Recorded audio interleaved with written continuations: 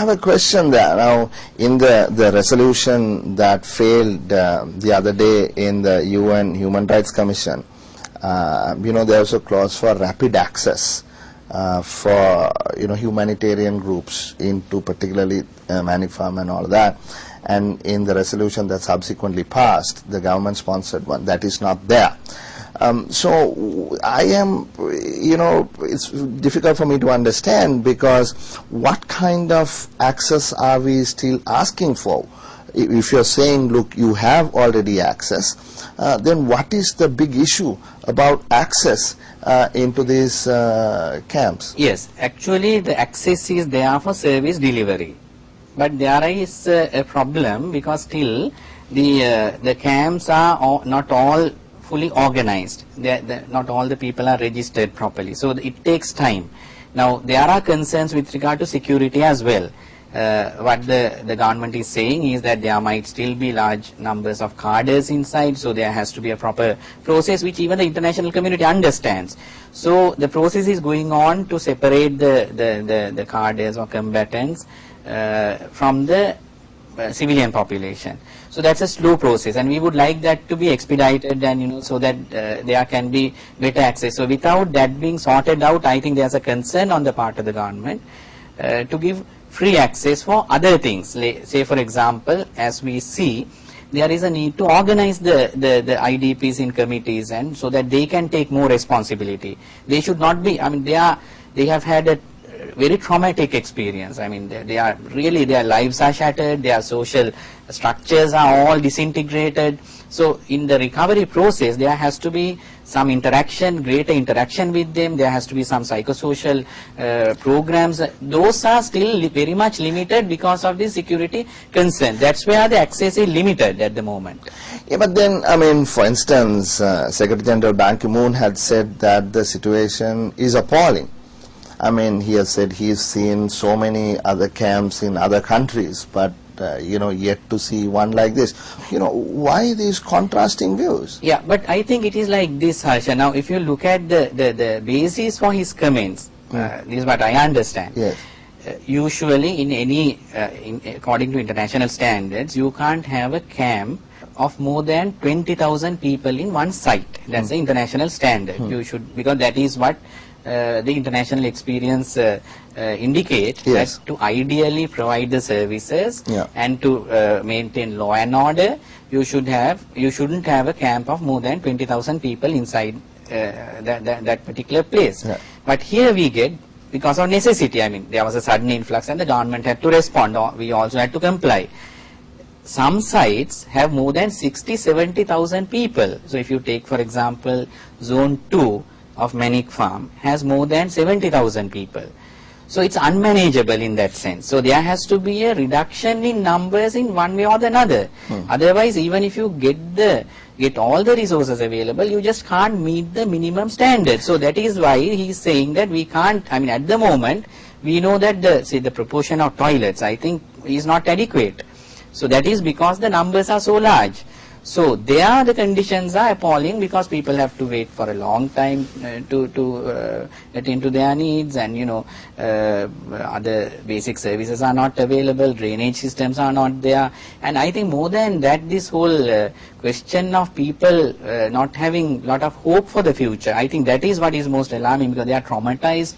They have undergone lot of hardships under the rule of the LTT, and the journey itself had been really bad. So when you see their faces, their plight, you see a very appalling situation. It's not just based on the physical resource facilities that are there on the ground. No, Vinya, the government is saying, okay, the earliest is 180 days, right? That's the number that is being floated around. So these people will have to be in these camps for at least 6 months. But it might take longer. So these exceed the minimum international standards by 3 or 4-fold.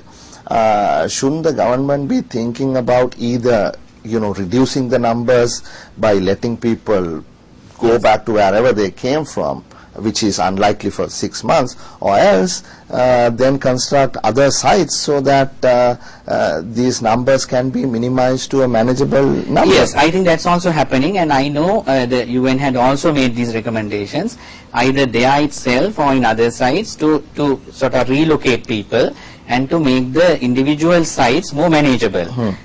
Also, I fully agree with you that even if the resettlement cannot start, say, fully in all areas, even in a phased out manner, if it starts in some form, it will help, it will reduce the load here. And also there are other things. For example, there are vulnerable, very vulnerable groups. There are unaccompanied children inside. There are also very elderly people who have no caregivers. So such groups can be identified and alternative arrangements can be made within the acceptable international norms and standards. And also there are many who have relations outside. So if they can be allowed to be settled with their relations, that can reduce numbers. And lastly, of course, if even before the infrastructure and the livelihoods and economy is fully restored, if people can go back to areas where it's safe, we don't know exactly the degree of contamination by landmines, but if there are areas that can be easily identified as safe areas to return, and still continue to support them because they can't immediately have their livelihoods back, that will help. And also there is a psychological impact on that. We are looking at reconciliation here. Here as a community, this is a community which is very hurt, which is traumatized, and we have to they are our own people. If there has to be lasting peace in this country, and the President himself has accepted that, and he said that this was only, the military success was only one part of the solution. We have a long way to go. So reconciling starts with this relief process. So as a gesture of goodwill at least, can't we, you said there are people who have relations outside of the conflict area, and why can't we maybe double up the efforts to screen those people and start moving them out as a... Yeah, I mean, that is our recommendation. I hope, it's a decision by the government. That's one of the ways in which we can move forward. Now, I know for a fact that there are many elderly people whose children are professionals. Some are doctors working in the general hospital, So they can easily go back, and that will also help them to recover psychologically, and also give an opportunity for the Tamil community also to help these people. Right now, we have a limitation with regard to people who can really communicate well in providing these services in Tamil. So I think there are all the resources available. It's a matter of quickly addressing these security concerns, then allowing the access, not to outsiders. I'm talking about Sri Lankans who are citizens of this country, who are competent. We don't need foreign experts in all the areas. They can take responsibility, go to these sites and talk to people, work with the people in this process.